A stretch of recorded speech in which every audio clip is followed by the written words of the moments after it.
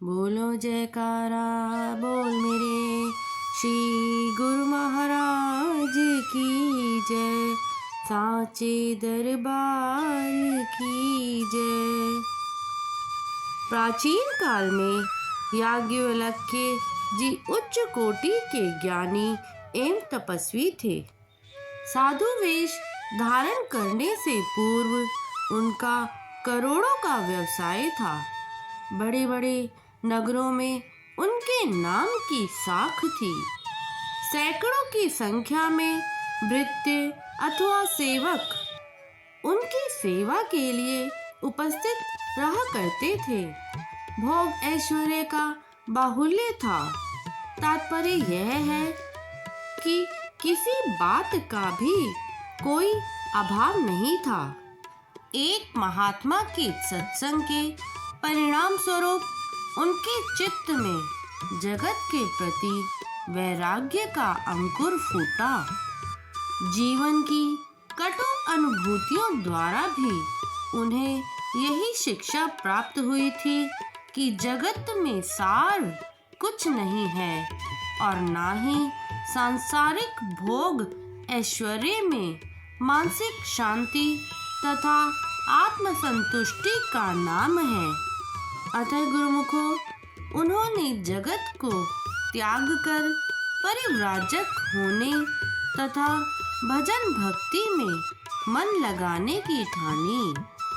उन्होंने सोचा कि घर त्यागने से पूर्व अपनी अतुल्य संपत्ति एवं धन का बंटवारा अपनी दोनों स्त्रियों में कर दे, क्योंकि संतान व अन्य सगा संबंधी ना होने से संपत्ति की उत्तराधिकारिणी वे दोनों ही थी। उन्होंने दोनों को बुलाकर कहा कि जगत के भोगों से मेरा मन उपराम हो गया है।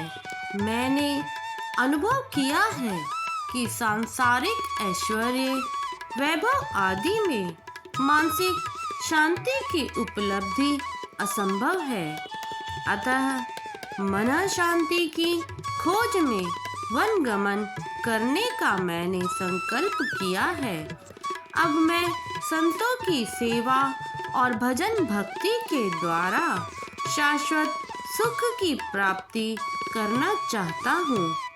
अपनी संपत्ति को तुम दोनों में समान रूप से बांट देने के लिए तुम्हें बुलाया है।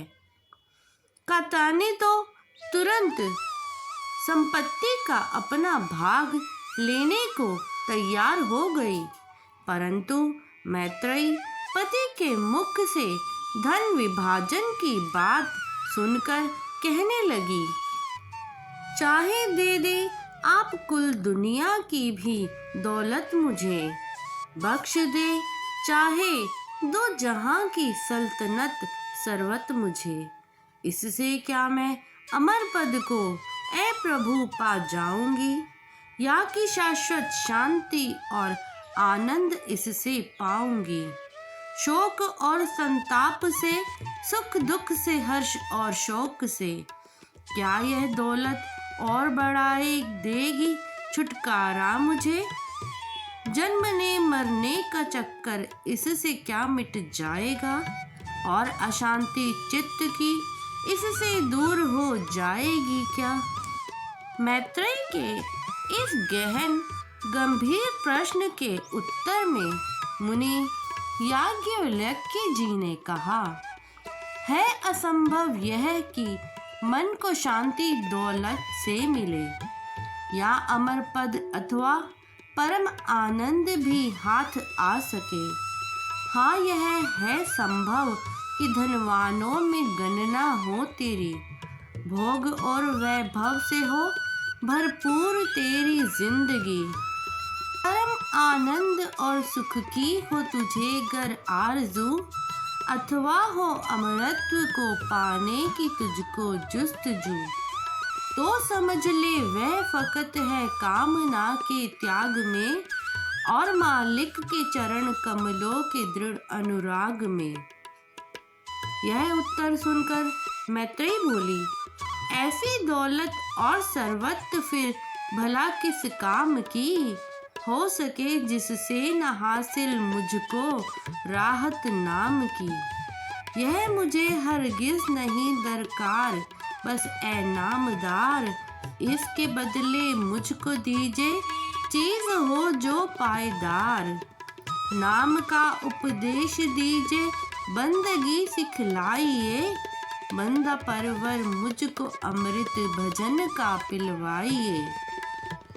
गुरुमुखों, मैत्रेयी ने उस समस्त संपत्ति, वैभव आदि को ठुकराकर भोग ऐश्वर्य पर लात मारकर मुनि याज्ञवल्क्य जी से सच्चे नाम का उपदेश प्राप्त किया तथा भजन बंदगी में निमग्न रहने लगी। कुछ समय उपरांत मैत्रेयी की कात्यायनी से भेंट हुई। उसने उसको वैभव आदि में रहते हुए भी खिन्न पाया। अतः मैत्रेयी ने पूछा, बहन, क्या आपको इन पदार्थों में सुख की प्राप्ति हुई है? उसने उत्तर दिया कि आपके मुखमंडल पर तो तेज झलक रहा है, आप तो शांतमयी दिखाई दे रही हैं।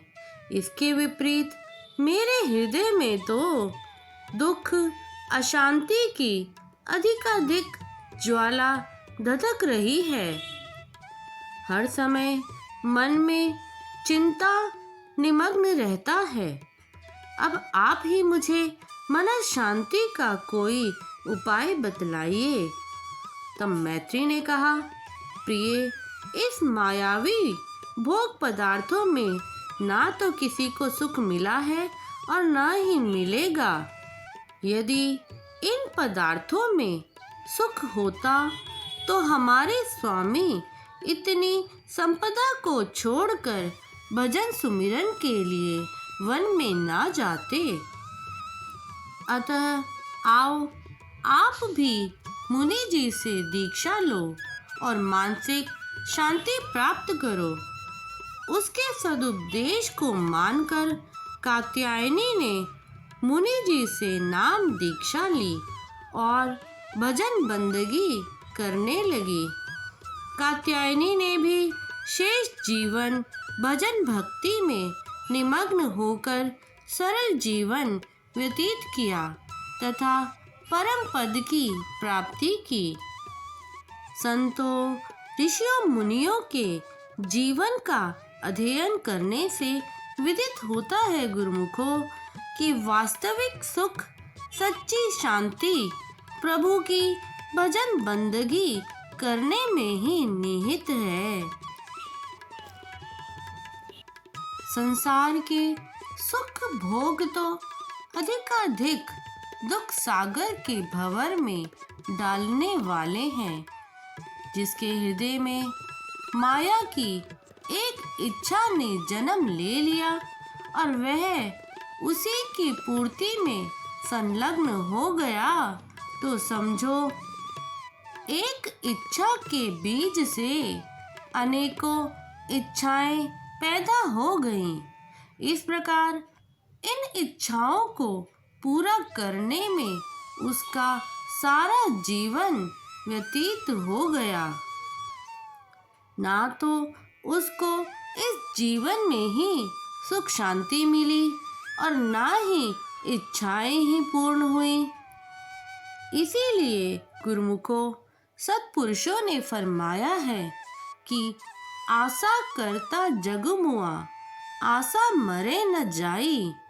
नानक आशा पूरिया, सच्चे शिव चित लाई।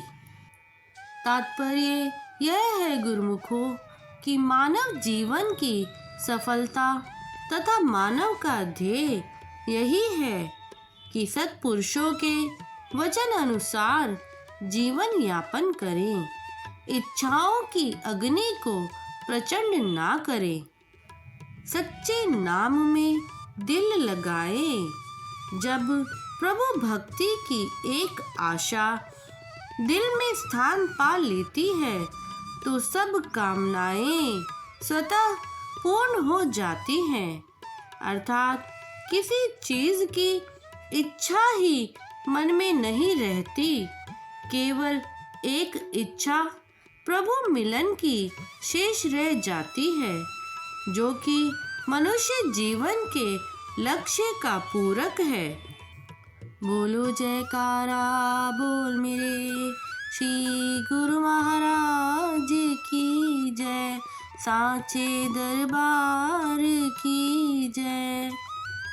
तो भाग्यशाली गुरुमुखो, आज का ये वीडियो यदि आपको अच्छा लगा हो तो इस वीडियो को लाइक कीजिए, ज़्यादा से ज़्यादा इसे शेयर कीजिए, और यदि आपने अभी तक इस चैनल को सब्सक्राइब नहीं किया है तो प्लीज़ इस चैनल को सब्सक्राइब कीजिए और कमेंट में जय सच्चिदानंद जी ज़रूर लिखें। जय सच्चिदानंद जी। और गुरुमुखो, यदि आप इस चैनल की सहायता करना चाहते हैं तो ज्वाइन और थैंक्स का बटन दबाकर सहायता कर सकते हैं। जय सच्चिदानंद जी।